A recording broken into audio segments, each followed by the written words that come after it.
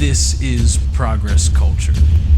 So there's this idea that in political theory, as far as like the three branches of government, that in the last 50 or so years, the judicial branch, Supreme Court, has become the most powerful of all the three.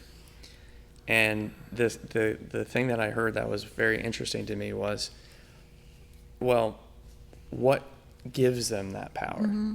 So the argument is, yes, they can make a ruling, but whether or not we listen to it or not, right, is the thing that gives them the power. So they could say, Supreme Court could say, hey, capital punishment is allowed, but unless, the jails and the citizens and the politicians that are elected enforce that, then it doesn't really mean anything. Well, what about the states' rights? That's another point. And I guess the question would be like, do states' rights still matter? They do. Oh, yeah. And the thing about the District of Columbia not being a state, it pretty much rules itself. That's very true. Yeah, and that's where the problem is. That's very true. So you have an independent. This is not a right or a left thing. Right. So you're right. So left. So we have an independent, almost an independent country, in the middle of our country, but which, by the way, the people who run our country are inside of another country.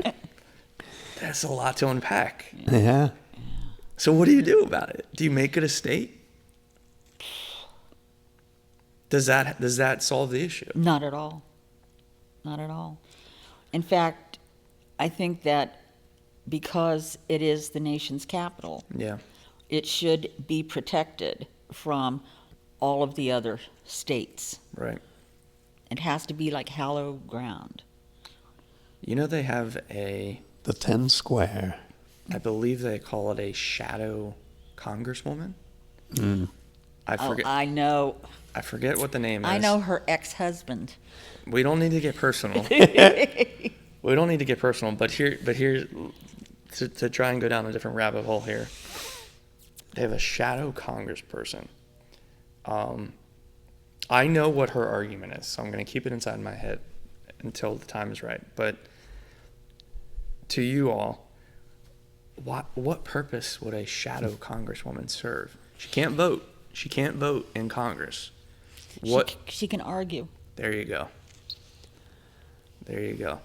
She can argue, which sadly is actually very important nowadays. Mm-hmm.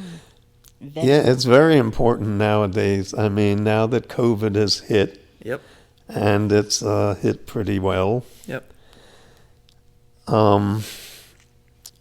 And I see all of our elected representatives doing basically absolutely nothing when everybody needs them to do something. And, they want to talk about, oh, well, this is this and this is that. But you're all getting paid very good money for the rest of your lives, even with very good medical coverage for the rest of your lives. And no leadership. And the leadership is very much talk, but as I see right now, where we need actual leadership, they're not even meeting with each other. Yeah. They're just talking. Yeah. When we have millions of people that have lost their place to live, are being evicted, and need the paper that they print called money.